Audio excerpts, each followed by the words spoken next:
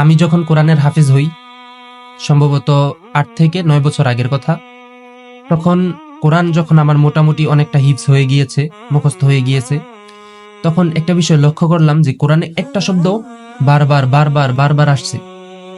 তখন আমি একটু অবাক হলাম যে শব্দটা এতবার কেন। শব্দটি হচ্ছে সবর। সবর এটা আরবি শব্দ হলেও আমরা বাঙালিরা এটার সাথে পরিচিত। আমাদের প্রবাদ বাক্য আছে, সবুরে মেওয়া ফলে। তো এই সবর শব্দটা বারবার আসতেছে। আল্লাহ তাআলা বারবার বলছেন যে ওয়াল্লাহু মা'আস সাবিরিন, আল্লাহ তাআলা ধৈর্যশীলদের সাথে আছেন। ইন্নাল্লাহা মা'আস সাবিরিন, নিশ্চয়ই আল্লাহ ধৈর্যশীলদের সাথে আছেন। ওয়াল্লাহু ইউহিব্বুস সাবিরিন, আল্লাহ ধৈর্যশীলদেরকে ভালোবাসেন। ইয়া আইয়ুহাল্লাযীনা আমানুসবিরু ওয়াস সাবিরু, হে ঈমানদারগণ তোমরা ধৈর্য ধরো। ইয়া আইয়ুহাল্লাযীনা আমানুস্তাঈনু বিস সাবরি ওয়াস সালাহ, তোমরা ধৈর্য এবং নামাজের মাধ্যমে সাহায্য প্রার্থনা করো।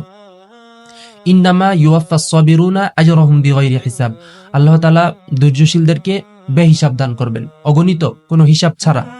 নামাজ, রোজা, হজ, যাকাত এগুলোর ক্ষেত্রে কিন্তু আল্লাহ তাআলা বলেননি যে একদম হিসাব ছাড়া দান করবেন, কিন্তু এই ধৈর্যের ক্ষেত্রে আল্লাহ তাআলা বললেন যে হিসাব ছাড়া বেহিসাব দান করবেন।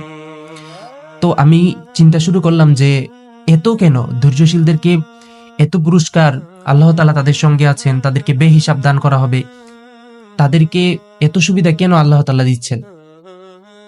কারণ